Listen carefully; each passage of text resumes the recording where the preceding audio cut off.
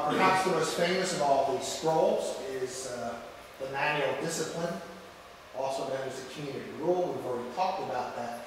It was originally found in 2 pieces in Cave 1. The numbering system is not strange. The first cave that they found that had scrolls in it was called Cave 1. The second cave that they found that had scrolls in it was called Cave 2. And et cetera, et cetera, et cetera.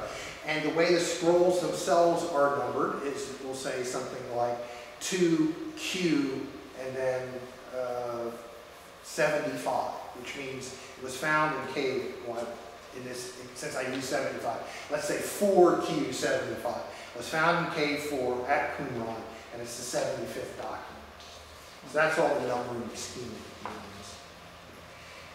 So what is the Manual of Discipline, and why did I pick it as being representative of the Dead Sea Scrolls? I mean, I could have wimped out and just said the Dead Sea Scrolls are number 11 or number 10. But there's one scroll to me that stands above all the others in terms of our understanding. So that's why I picked this one. The document contains the rules or the constitution of an unnamed religious order. And of course that piques everyone's attention. Everybody assumes it's the Essenes, but it doesn't actually say it's the Essenes.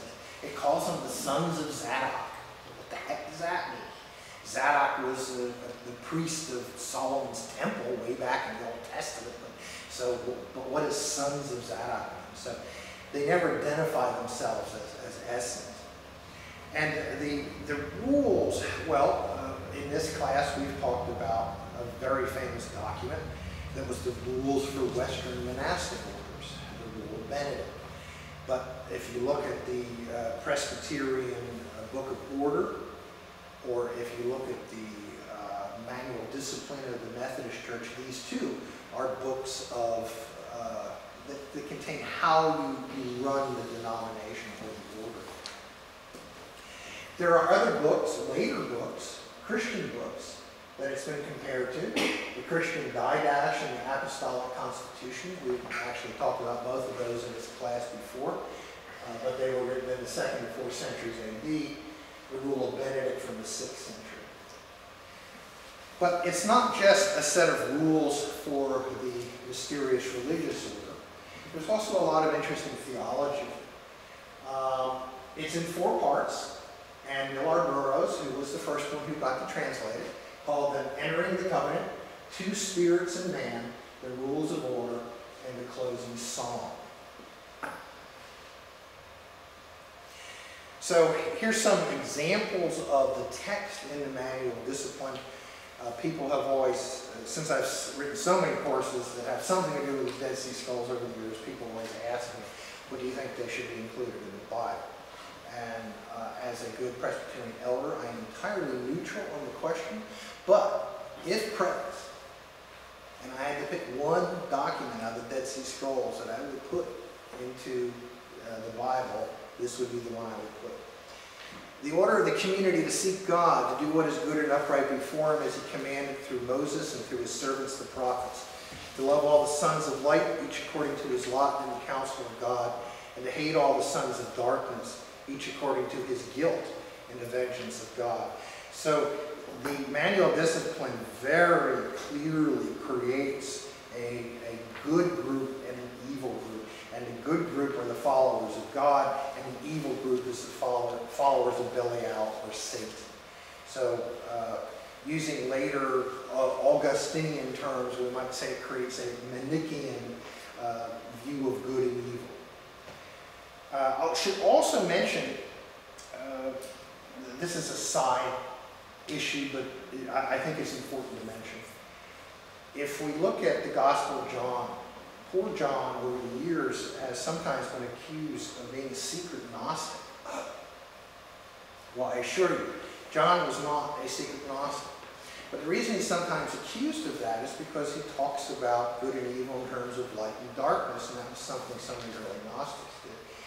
But I would posit that John was not influenced by the early Gnostics. If John was influenced by anyone, he was influenced by the Essenes. So you see the reference to the sons of light and the sons of darkness. Good versus evil. This particular passage makes me shivers, so I'll try to remain calm with you. God created man to have dominion over the world and made for him 2 spirits, that he might walk by them until the appointed time of his visitation.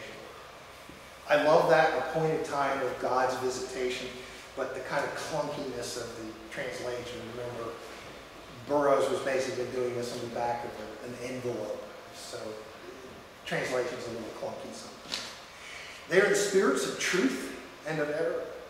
In the abode of light are the origins of truth, and from the source of darkness are the origins of error.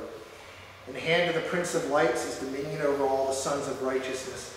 In the way of light they walk. And in the hand of the angel of darkness is all dominion over the sons of error. And in the ways of darkness they walk. And by the angel of darkness is the straying of all the sons of righteousness. But the God of Israel and his angel of truth have helped all the sons of light.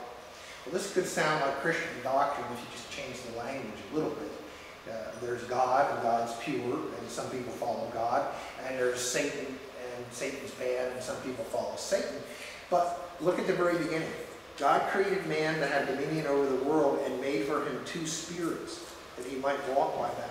Well, all of us have evil in us, and then ultimately, which one do you follow?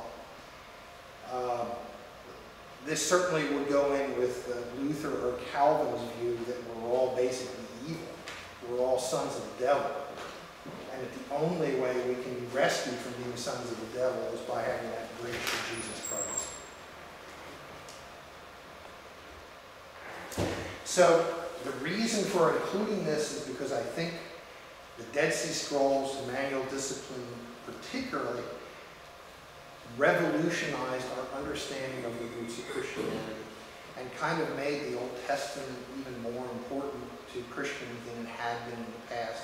That the Old Testament really was kind of a guide, a prophecy of what was to come next. And what was to come next was the suffering servant Messiah who would redeem everyone, not just the